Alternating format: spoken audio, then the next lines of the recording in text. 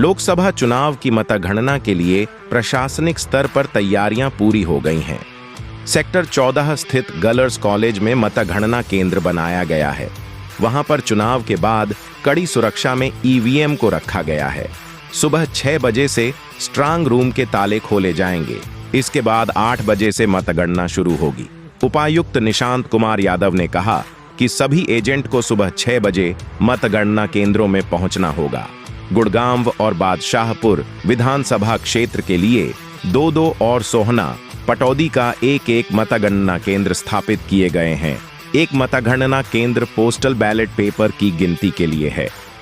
ईपीबीटीएस और postal ballot paper के counting centre में गणना के लिए 25 टेबल लगाई गई हैं। बाकी 6 मतगणना केंद्रों में 14 टेबल लगाई जाएंगी। कर्मचारियों को सोमवार को रैंडमाइजेशन द्वारा काउंटिंग सेंटर में ड्यूटी के लिए बिठा दिया गया।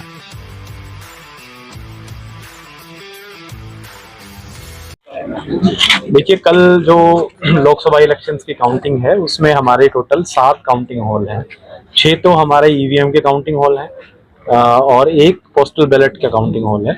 जो हमारे 2 विधानसभाएं हैं, गुड़गांव और बादशाहपुर, उनमें 2-2 काउंटिंग हॉल हैं। इसलिए टोटल मिला के 6 काउंटिंग हॉल हमारे बनते हैं। तो इन 7 काउंटिंग हॉल्स में जो ईवीएम वाले हैं सब में 14 टेबल्स हैं और पोस्टल बैलेट वाले में 25 टेबल हैं। तो उसकी सबकी अरेंजमेंट हमने कर ली है। काउंटिंग का जो स्टाफ है उसकी भी रैंडमाइजेशन करके ड्यूटी लगा दी है। आज उनकी ट्रेनिंग चली हुई है और जो एजेंट्स हैं उनकी भी पॉलिटिकल पार्टीज और कैंडिडेट्स ने जो लिस्ट दी थी तो उनके आई कार्ड जारी किए जा चुके हैं।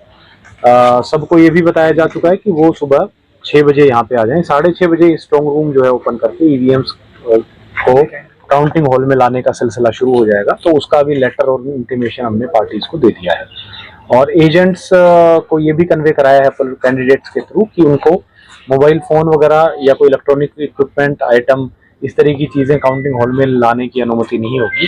वो जो पेपर है वो ला सकते हैं और एक जो 17C का कॉपी जो उनको बूथ पे मिली थी वो कॉपी लेकर के काउंटिंग हॉल में आ सकते हैं। हालांकि पेपर और पेन हम प्रशासन की तरफ से भी काउंटिंग हॉल में उनको देंगे। इसके अलावा उनके पीने के पानी की व्यवस्था, टॉयलेट्स, ब्रेकफास्ट और खाने वगैरह की व्यवस्था ऑलरेडी हमारे द्वारा कर दी गई है। तो उनको इस बारे में कोई चिंता करने की आवश्यकता नहीं है। सबसे रिक्वेस्ट रहेगी एजेंट से कि वो जो अपना रेड कलर का स्टिकर है वो गाड़ी पे लगा के आए और अपना आई कार्ड पहन के आए और जो सेकंड गेट है सेक्टर 14 कॉलेज का वहां से आए। गाड़ियां उनकी बाहर पार्क होंगी और उसके बाद उस गेट से पैदल उनकी एंट्री यहाँ पे।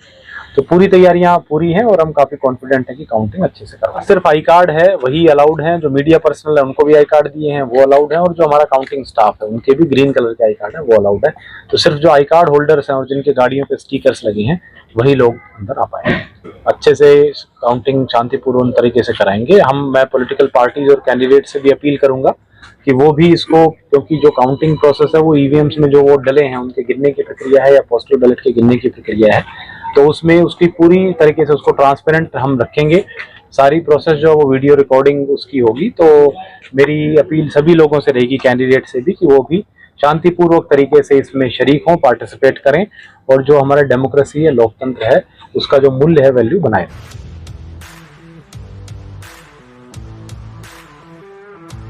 ईवीएम स्ट्रांग रूम के लॉक मंगलवार की सुबह 6 बजे खुलवाए जाएंगे। इसके लिए गुड़गांव लोकसभा क्षेत्र के उम्मीदवारों को भी सूचना दे दी गई है ताकि वे अपने काउंटिंग एजेंट समय पर सुबह 6 बजे कॉलेज परिसर में भेज सकें। उपायुक्त ने बताया कि काउंटिंग ऑब्जर्वर के सानिध्य में मंगलवार को सुबह सबसे पहले पोस्टल बैलेट पेपर की गणना करवाई जाएगी। इसके बाद ईवीएम से काउंटिंग की शुरुआत होगी। पुलिस आयुक्त विकास अरोड़ा ने बताया कि राजकीय कॉलेज के अंदर व बाहर खड़ी सुरक्षा व्यवस्था रहेगी। किसी आम आदमी को अंदर नहीं जाने दिया जाएगा। कॉलेज के बाहर भी यातायात प्रबंध के लिए पुलिस नाके लगा दिए गए हैं। करीब 1000 सुरक्षा कर्मचारी मतगणना केंद्रों के आसपास तैनात रहेंगे। आज रिहर्सल के तौर पे हमने विजिट किया और सुरक्षा का पूरा व्यवस्था का जायजा लिया। सुरक्षा की सारी तैयारियां कर ली गई हैं। करीब 1000 पुलिस वाले कल ड्यूटी पे रहेंगे यहाँ पे और जो कि सुबह 5 बजे से ड्यूटी पे यहाँ पे हमारी पूरी ड्यूटी खड़ी हो जाएगी। जो आई कार्ड्स और जो पार्किंग के जो उनके पासेज हैं वो पहले से इशू कर दिए गए हैं बिना आई कार्ड के, चाहे वो काउंटिंग एजेंट का हो चाहे काउंटिंग स्टाफ का हो चाहे मीडिया का हो, उनके पास इशू हो गए हैं। पासिस के बेसिस पे एंट्री है और हर एक व्यक्ति जो भी एंटर करेगा काउंटिंग हॉल में उसकी प्रॉपर फ्रिस्किंग होगी और मोबाइल फ़ोन्स अलाउड नहीं है, इलेक्ट्रॉनिक गैजेट्स काउंटिंग एजेंट वगैरह और काउंटिंग स्टाफ के अलाउड नहीं है, तो वो कोई भी एंटर अपना इनके साथ नहीं करेगा। बाकी पूरी की पूरी हमारी तैयारी पूरी है तो और बिल्कुल शांतिपूर्ण काउंटिंग होगी। उसके बाद जो भी कैंडिडेट जीतता है उसको फाइनली आरओ साहब सर्टिफिकेट देते हैं शाम को।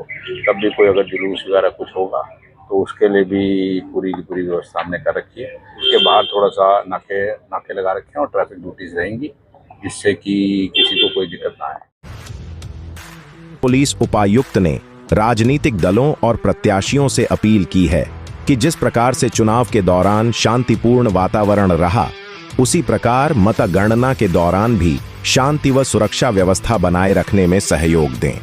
जिन कर्मचारियों, मीडिया कर्मियों और काउंटिंग एजेंटों को मंगलवार सुबह कॉलेज में प्रवेश करना है, वे निर्वाचन विभाग की ओर से जारी किए गए पास अवश्य लेकर आएं।